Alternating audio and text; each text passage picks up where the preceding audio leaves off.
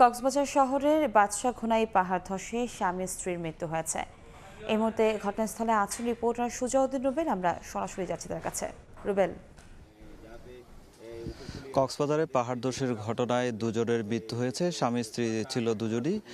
আমরা ঘটনাস্থলে রয়েছে। আসলে প্রত্যক্ষদর্শীরা যেটি বলছে, গতকাল রাতে তুমুল বৃষ্টি হয়েছে। এই ভারী বৃষ্টিপাতের কারণেই কিন্তু এটি পাহাড়ের পাদদেশে বসবাসকারী এক দম্পতি তাদের যে ঘরের টিন রয়েছে সেই টিনের উপর হুট করে একটি টিলা এসে পড়ে যায় রাত 3:30টার দিকে। সেই তাৎক্ষণিক এখানকার স্থানীয় বাসিন্দারা বলছে যেটি 999 কল দেওয়া হলো।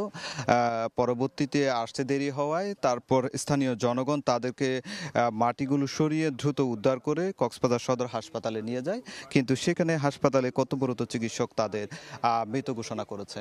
এরই মধ্যে আপনারা দেখতে পাচ্ছেন যেখানে আসলে পাহাড় ধস হয়েছে, আমরা ঠিক পাহাড় ধসের পাশেই রয়েছি। একদিকে উঁচু পাহাড়, সেই উঁচু পাহাড়কে কেটে কিভাবে বসতি বানানো হয়েছে, সেই বসতিতে আসলে যেখানে পাহাড় কাটা হয়েছে সেখানেই আসলে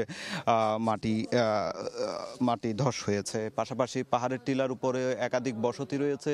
আমরা এখানে দেখতে পাচ্ছি যে পাহাড় কাটা হয়েছে সেই পাহাড়ে আবার এখানে নানা ধরনের দখলের যে পিলারগুলো সেই পিলারগুলো দেওয়া হয়েছে। অন্যদিকে টিন রয়েছে, টিনের ঘেরা বেড়া দিয়েও কিন্তু মাটি কাটা হচ্ছে। আমরা এই ব্যাপারে স্থানীয় জনপ্রতিনিধির সঙ্গে কথা বলছিলাম। তারা যেটি বলছে, এখানকার স্থানীয় বাসিন্দারা এখানে অনেকেই হতদরিদ্র। সেই হতদরিদ্র মানুষগুলো তাদের আশ্রয়ের জন্য পাহাড় কেটে বসতি গেড়েছে। সেই পাহাড়ে প্রতি বছর বর্ষা মৌসুম আসলেই পাহাড় ধস হয় এবং প্রতি বছরই মৃত্যুর ঘটনা বাড়ছে।